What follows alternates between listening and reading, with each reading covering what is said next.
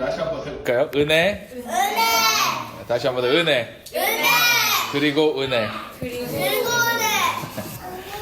자, 여러분들은 은혜를 어떻게 생각하십니까? 여러분들 생각하실 때에 마음속에 은혜라는 단어를 이렇게 떠올렸을 때에 어떠한 이미지나 어떠한 생각들을 가지시고 또한 그것을 정의하십니까? 사실은 은혜라는 단어는 우리가 생각할 때 기독교적인 단어라고만 생각하는 것 같지만 많은 부분에 있어서 교회 밖에서 세상에서 너무나 많은 부분에 사용되고 있고요. 또한 세상 사람들도 마찬가지로 이 은혜에 대한 이야기를 하고 행하며 살아가고 있다고 말할 수 있습니다. 그렇다면 제가 여러분께 함께 좀 곰곰이 생각해 봐야 하는 부분이 바로 이 은혜란 게 무엇일까? 은혜란 무엇일까? 라는 그런 질문이었습니다. 제가 달라스 신학교를 다닐 때 기초 과목 중에서 그 하나였던 과목이 Spiritual Formation, 영성 훈련이라는 과목이 있었습니다. 사실 그 과목에서 무엇을 배웠는지 어떠한 수업을 했는지 잘 기억이 나지 않습니다. 거기서 뭐 어떤 내용이 있었는지도 전혀 기억이 안 나고 이제 다 잊어버리고 난 다음에 그 과목을 제가 생각했을 때에 딱 한 가지 기억이 나는 것이 하나가 있었는데 그것이 바로 그 교수님께서 그 수업을 가르치는 교수님께서 은혜를 가르치셨던 그것이 생각이 납니다.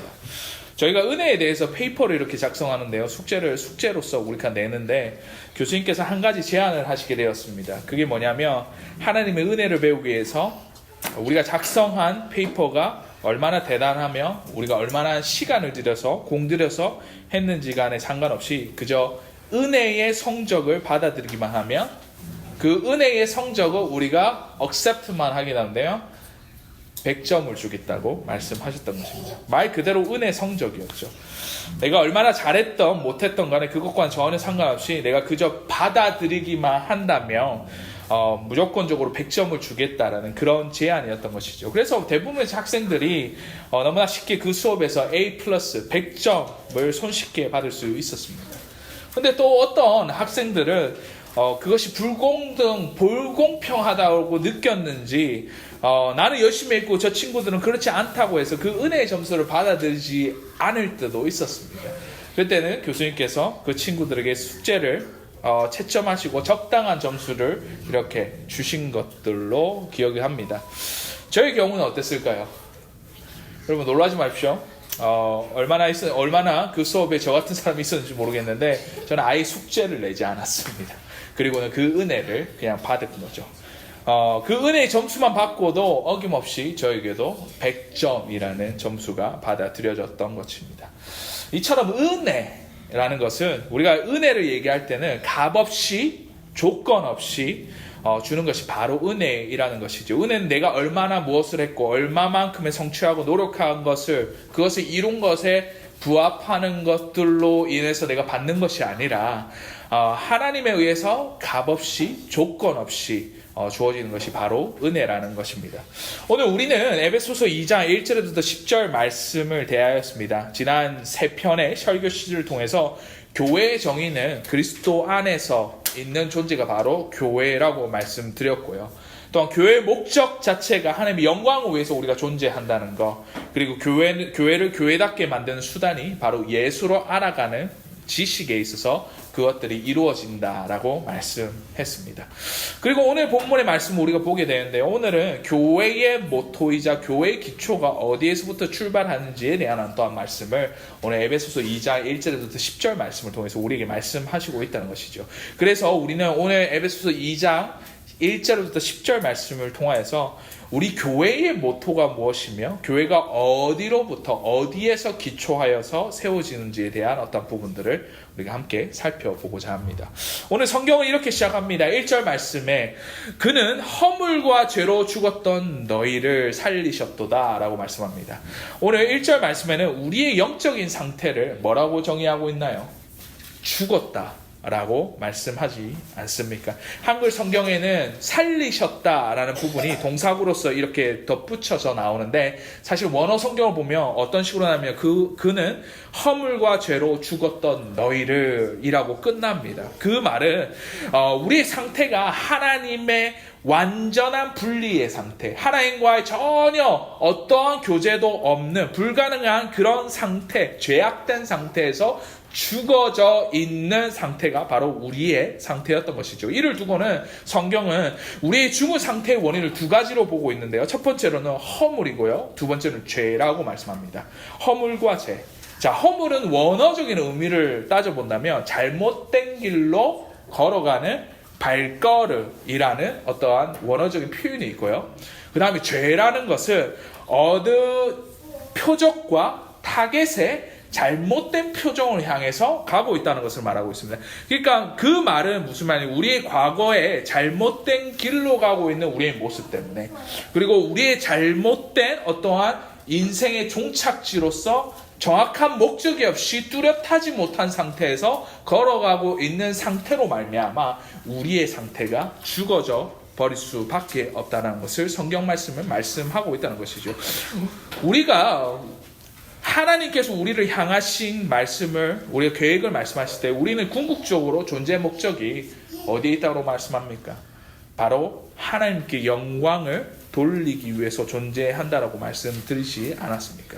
그런데 이 허물로 인해서 잘못된 길로 가고 잘못된 목적을 가진 인생 가운데에 우리 이 잘못된 행위와 잘못된 어떻게 보면 종착지로 말미암아서 하나님과의 완전한 적대적인 상태가 우리의 영적인 상태로서 오늘 1절 말씀에 우리에게 말씀하고 있다는 것입니다. 우리가 어떤 사람이라고요? 어떤 상태라고요? 죽었던 사람이다. 죽었던 자들이다 라고 말합니다. 이게 우리의 삶의 목적이 나를 위한, 나만을 위한, 내 것을 위한 것으로만 이렇게 끝나고 나를 만족시키는 것으로서 전적인 타락의 모습을 보이는 것이 바로 영적으로서 죽은 우리의 모습이지 않습니까? 여기에 하나님께서는 우리를 향하신 데스티니, 우리의 삶에 대해서 목적과 이유, 그리고 의중은 온데간데없고 모든 것이 나에게 중심이 되고 나에게 맞춰져 있는 그 인생이 존재하는 우리의 과거의 모습이 바로 우리의 영적인 죄악된 상태, 죄악된 모습이다 라고 말씀하고 있다는 것이죠.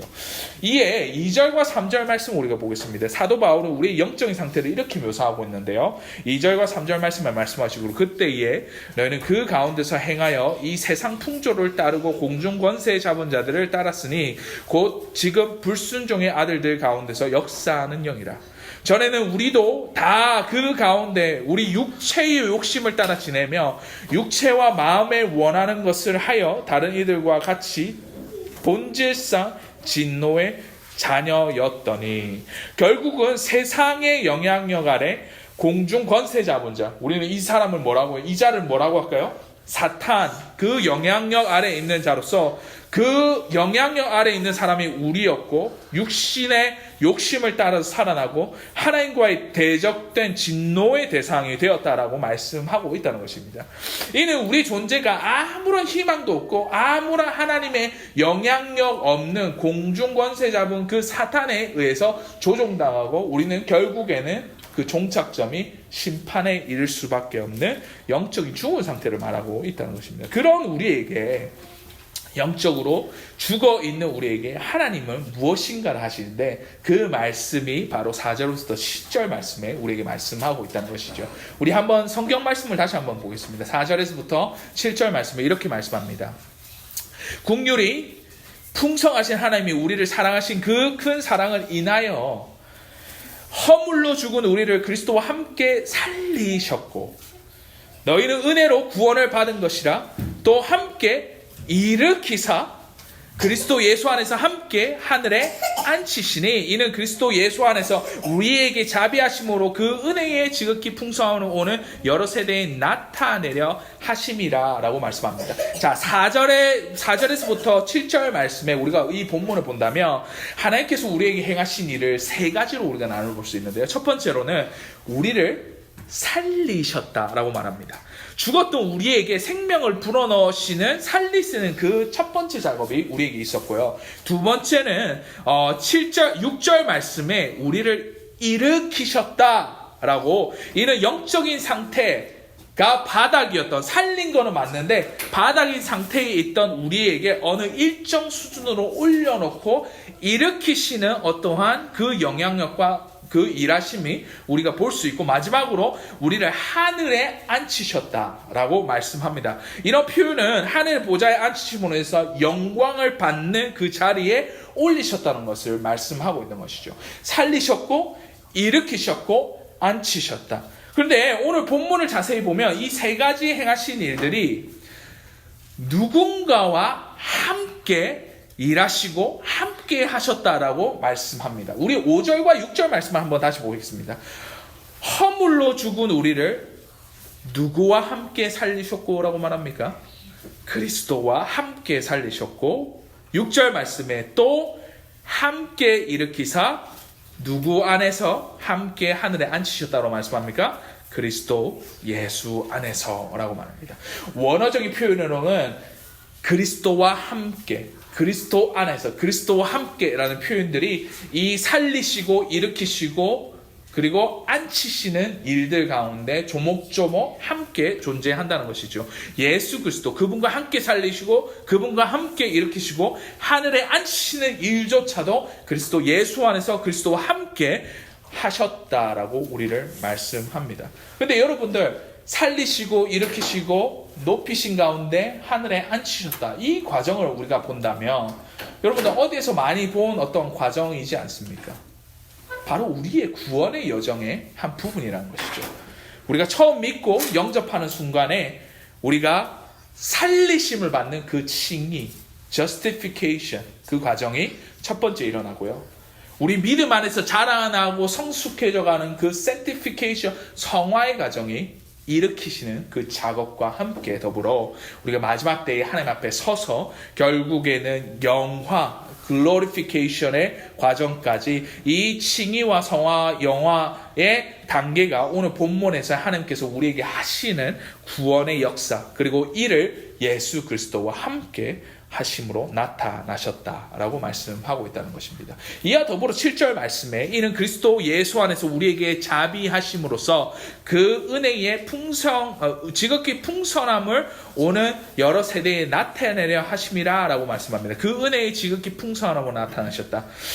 하나님께서 우리 교회를 은혜를 주시고 그저 자비하심, 한국말 성경에는 자비하심으로 표현이 되어 있는데 사실 영어 성경과 원어적인 표현을 보면 은혜롭게, 은혜로서 이런 표현이 더 어울리는 것 같습니다. 그 은혜로 우리를 구원을 베푸시고 그 구원의 은혜가 풍성함에 이르게 하신다라고 말씀하시고 있는 것입니다. 자, 여러분들 이 순간에 여러분께 함께 질문 한 가지 드리고 좀 묻고 싶어요. 여러분 공짜 좋아하십니까? 무료 이런 거 좋아하시죠? 좋아하세요? 안 좋아하세요? 여기 계신 분들은 공짜 안 좋아하는 사람이 어디 있습니까? 저를 포함해서 여러분들 공짜 다 좋아하실 것이라고 생각합니다. 많은 부분에서 공짜를 싫어한다 라고 말씀하시는 분들이 좀 계실 것 같은데 그거는 뭔가 숨겨진 뭔가가 있기 때문에 의심에 의해서 공짜 싫어해 이렇게 말하고 있지만 실질적으로 여러분 뭔가를 대단한 것도 아닌 것들도 공짜라고 하면 여러분들 막 좋아하지 않습니까? 이거 가지면 내가 아무것도 페이하지 않았는데. 근데 하지만 우리가 세상을 살아가면서 사실은 이 공짜, 무료를 경험하는 경험들이 얼마나 많습니까? 거의 없다고 봅니다.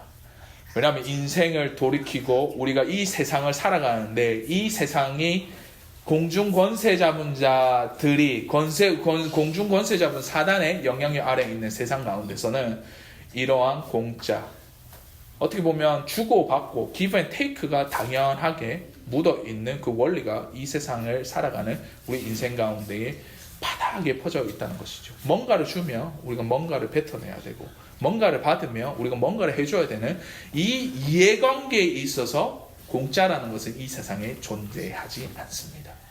하지만 그 공짜, 우리가 거저 받는 것이 존재하는 곳이 딱 한 군데가 있는데 그것이 바로 8절부터 10절 말씀에 나타나 있는 이곳을 지칭해서 하나님께서 사도 바울이 이렇게 말씀하고 있다는 것이죠. 우리 8절에서부터 10절 말씀에 이렇게 말씀합니다. 너희는 그 은혜에 의해서 믿음으로 말미암아 구원을 받았으니 이것은 너희에게서 난 것이 아니요 하나님의 선물이라. 행위로 난 것이 아니니 이는 누구든지 자랑하지 못하게 함이라. 10절 말씀에 우리는 그가 만드신 바라 그리스도 예수 안에서 선한 일을 행하여 지으심을 받은 자들이니 이 일은 하나님이 전에 예비하사 우리로 그 가운데 행하게 하려 하심이라 라고 말합니다. 자, 오늘 말씀에서 거저 주고 공짜로 뭔가를 주는 그 은혜의 대상 자체가 뭐라고 말합니까? 너희는 너희에게, 우리는 우리로. 이 성경 본문의 말씀을 보면 그 플로럴 텐센스, 그러니까 우리가 흔히 말하는 이제 복수격의 주어로서 나타나는 그 너희, 너희들, 우리, 우리로 말씀하는 그 말씀이 바로 우리가 속해 있는 이 교회라는 장소라는 것입니다. 우리에게서 난 것도 아니고요, 우리 행위로서 받은 것도 아니고요, 우리의 어떠한 성취나 노력으로 된 것이 아닌 전적인 하나님의 은혜로서 예수 그리스도의 은혜로 말미암아 우리 가운데 주어졌고 그저 주시고 그 가운데에 은혜를 경험할 수 있는 유일한 공간이 바로 우리가 지금 속해 있는 교회라는 우리의 몸된 공동체라는 것이죠.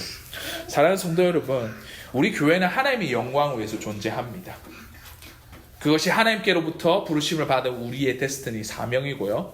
우리 교회는 예수를 알아가는 지식으로 말미암아 교회가 교회되는 경험을 할 수 있으며, 마지막으로 우리 교회는 은혜로 그리스도의 그 은혜로 말미암아 세워졌다라고 말씀할 수 있다는 것입니다.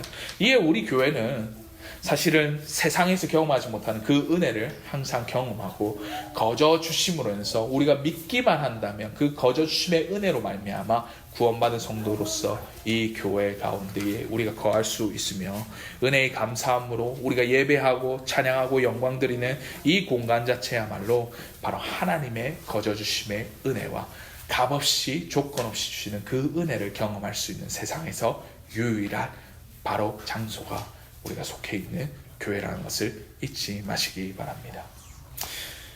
우리 교회 시작과 여러 가지 이제껏 하나님의 인도하심과 스토리는 많이 들으셨을 것이라고 생각합니다. 우리가 기적적으로 이 장소, 우리가 모임을 하고 또 한편으로는 하나님께서 끝까지 이끄시는 어떠한 경험들, 여러 가지 어려움도 있었고 너무나 시험도 있었고 여러 가지 유혹과 힘든 상황 가운데에 우리가 했었지만, 우리의 인생을 돌아보고 우리 교회의 어떠한 역사를 돌아본다면 이 모든 것이 사실은 하나님의 은혜인 것 같습니다.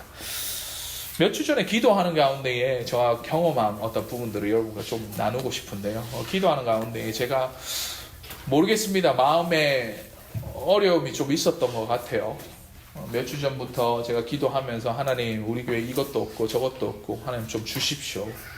우리가 부흥하고 싶은데 사람도 좀 보내주시고, 우리가 아무리 해도 발버둥 쳐도 잘 안 되는 부분이 있습니다. 사실 그게 기도가 아니죠. 어떤 면에서는 99%가 하나님 내 이거 필요해요 요구나, 아니면 한편으로는 하나님 왜 안 해주십니까, 이러한 불만의 토로, 컴플레인이죠. 그게 거의 전부였던 것 같아요. 근데 제가 묵상하고 기도하는 가운데 하나님이 저에게 한 가지 장면을 딱 기억하게 하시는 그 순간이 있었습니다. 제가 예전에 달라스 신학교 다녔을 때, 그때 당시에 너무나 배고프고 어렵고 신학생이다 보니까 돈이 없다 보니까 여러 가지 장학금 혜택을 받게 되었는데요. 그 장학금 혜택 중에서 되게 특이한 장학금이 하나가 있었습니다. 그게 바로 은혜 장학금이었던 것이죠. 말 그대로 그 은혜 장학금이었습니다. 거저 주는 은혜 장학금. 그 당시에 제가 뭐 돈도 없다 보니까 싼 타이어를 이렇게 타고 다니다가 이게 너무나 오래되고 좀 삭기도 하고 이러다 보니까 그 타이어 옆쪽이 약간 크랙이 가면서 그 메케닉이 그 정비소에 맡겼는데 이거 그대로 타고 다니면 이거 사고 나서 큰일 난다고 빨리 바꾸라고 막 이랬던 기억이 납니다. 근데 제 수중에 돈이 없다 보니까 어떻게 합니까? 이거를 한 짝, 두 짝 바꾸는 것도 아니고 전부 다 그러니까 네 짝 다 바꿔야 되는데 돈이 좋기 한 600불, 700불은 들게 생겼다는 것이죠. 어떻게 할까 고민을 하다가 우연찮게 그 은혜 장학금이라는 것이 있다는 것을 발견하고는 학교에 레를 써서 요청을 하게 되었습니다. 보통은 그 레터가 정말 어렵거나 좀 힘든 상황에 있는 사람들, 뭐 병원비가 너무나 많이 나왔다든 등, 아니면 내가 어려운 상황에 처해 있는데 뭐 돌이킬 수 없는, 할 수 없는 어떤 여건에 있는 사람들에게 거저주는 그런 은혜 장학금이었는데, 저에게도 그때 당시에 감사하게도 은혜 장학금이 지급이 되었던 것이죠. 집으로 편지가 날라왔는데 체크를 딱 열어봤는데 약간의 실망을 하였습니다. 내가 적어낸 거는 700불이었는데 딱 수표가 600불 있던 것이었어요. 그 마음에 갑자기 그때 당시에 내 마음이 어땠냐면, 에이, 그거 100불 그것도 깡나, 이런 마음이 들었던 것이죠. 그리고는 그런 마음 상태에서 제가 편지를 했는데, 편지 내용이 이랬습니다. 그때 그 편지 내용이, 이번에 신청한 은혜 장학금 700불을 다 주지 못해서 미안하게 생각합니다. 우리가 비상기금이 다 떨어져서 온전한 700불의 장학금을 다 주지 못하고 100불 깎인 600불만 지급한 가운데 그 미안한 마음을 전합니다. 그 나머지 100불은 하나님의 은혜로 채워주시길 원하고 우리가 그것을 위해서 기도하겠습니다. 라고 편지 내용이 적혀 있었던 것입니다. 여러분들 생각해 보십시오. 제가 거저받았는데 그것을 두고 불평하는 것이 맞는 상황입니까? 저는 아무것도 한 게 없는데도 불구하고 은혜로서 거저받은 내가 불평하고 있는 것이 맞냐는 것입니다. 사실 그렇습니다. 그 은혜 장학금은 은혜로서 지급된 것이고, 내가 받지 않아도, 그들이 주지 않아도 전혀 이상하지 않는 그런 것이었음에도 불구하고 불만을 토로하는 내 모습을 하나님께서 생각나게 하시고 보여주셨던 것이죠.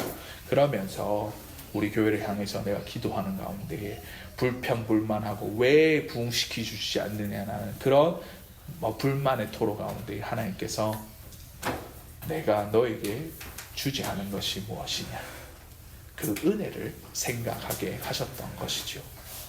그렇습니다. 감사하게도 이 모든 것이 그저 저는 거저 받았습니다. 이 장소도 그렇고 함께 섬기는 교회도 그렇고요. 우리가 부족한 것처럼 보이지만 사실은 우리에게 부족한 것이 없는 게 우리 현실이지 않습니까?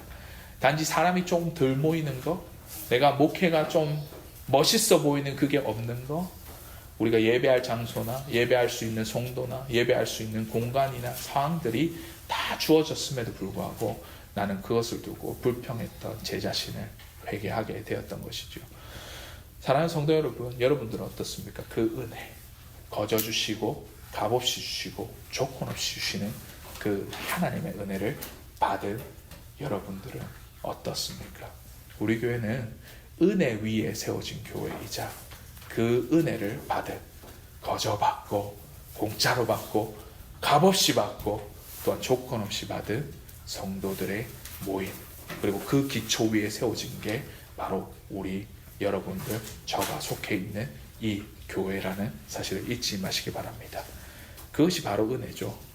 은혜로 주님께 예배할 수 있는 게 너무나 감사할 뿐이고, 그 은혜로 우리가 감사할 수밖에 없고 그것을 예배할 수 있는 공동체가, 그리고 그 은혜를 경험할 수 있는 유일한 세상에서 장소가 바로 교회라는 것을 잊지 마시고, 우리 마음속에 그 은혜를 받은 여러분과 저와 여러분들 가운데, 이 교회 가운데에 항상 그 은혜에 보답하며 그 은혜에 반응하며 살아가는 저와 여러분이 되시기를 주의 이름으로 간절히 소원하는 바입니다.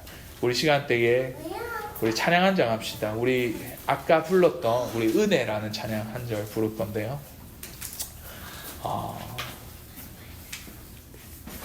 마음에서 이런 생각이 들어요. 은혜 그리고 은혜. 그것이 우리 삶과 우리 공동체의 모토이자 기초, 그리고 시작임을 기억할 때에 우리가 예배하지 않을 수 없고 하나님께 감사하지 않을 수 없고, 또한 한편으로서 그 은혜를 기억할 때마다 우리가 주어진 이 환경이 어떠하든지 간에 우리가 주님께로 나아갈 수 있는 그 마음이 우리 모습이지 않나 생각합니다. 저는 그 은혜를 붙잡고 가기 원합니다. 그 은혜가 우리 교회 가운데 항상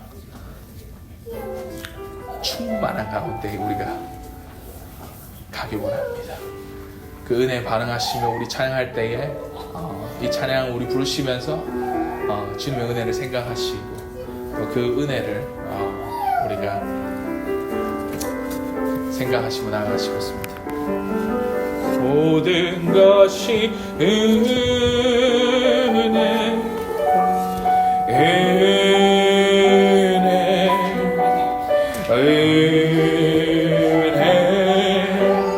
한없는 은혜 내 삶에 당연함 하나도 없었던 것을 모든 것이 은혜야 모든 것이 은혜 모든 것이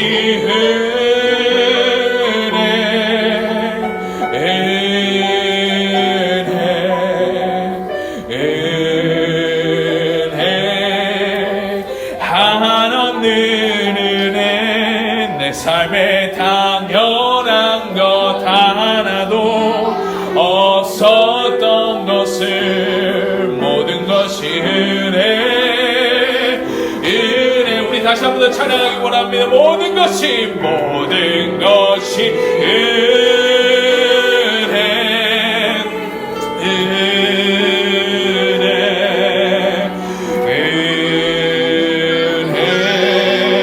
한없는 은혜 내 삶에 당연한 것 하나도 없었던 것을 모든 것이 은혜였소. 이 시간대 우리가 한 가지 기도 제목을 두고 우리가 함께 기도했으면 좋겠습니다. 주님, 우리가 받은 은혜가 너무 크기에 주님, 우리가 이때까지 잊고 살았던 우리의 그 은혜를 다시 한 번 더 복귀하고 또 생각하기 원합니다. 주님, 우리 교회 공동체가 정말 은혜 위에 우리가 세워졌다는 것을 기억할 때에 그 은혜의 풍성함이 우리를 휘감고 이 가운데 채워가시는 그 하나님의 은혜를 다시 한 번 더 우리가 반응하며 나아갈 수 있는 삶이 될 수 있도록 주님 함께 하여 주시옵소서. 우리 가운데 불평불만이 있었다면 그 은혜를 생각하게 하여 주시고 우리가 정말로 마음에 어려움들이 있다면 그 주님께서 베푸시는 은혜를 다시 한 번 더 생각할 수 있게 하여 주시고 그것을 반응하며 나아가는 우리의 모습들 가운데에 정말 그 은혜가 풍성해짐을 우리가 다시 한 번 더 경험할 수 있는 이 교회 공동체가 될 수 있도록 주님 함께 하여 주시옵소서라고 그 은혜를 기억하며 우리가 함께 기도하시며 나아갔으면 좋겠습니다. 기도할 수 있습니다.